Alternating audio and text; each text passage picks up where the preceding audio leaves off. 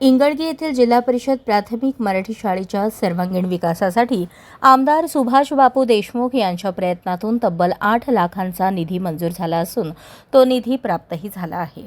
पुणे येथील camp education सोसायटीच्या माध्यमातून हा निधी उपलब्ध करून देण्यात आला आहे.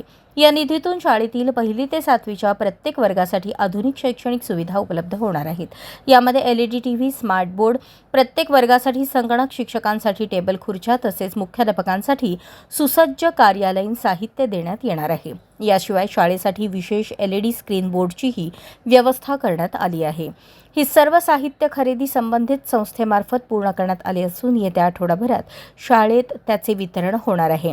या उपक्रमामुळे विद्यार्थ्यांना डिजिटल आणि गुणवत्तापूर्ण शिक्षणाची संधी मिळणार असून शाळेच्या शैक्षणिक दर्जात मोठी भर पडणार आहे. या उपक्रमाबद्दल इंगळगीचे सरपंच विनोद बनसोडे, उद्योजक शिवानंद हत्तुरे, पत्रकार राहुल वंजारे, भाजप सोशल मीडिया प्रमुख सागर धुळवे तसेच शाळा व्यवस्थापन समिती अध्यक्ष, उपाध्यक्ष,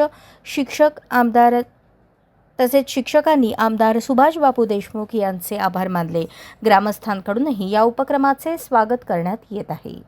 अशाच नवनवीन अपडेटसाठी जनता राज्य न्यूज चॅनलला सबस्क्राईब करा, लाईक करा आणि शेअर करायला विसरू नका.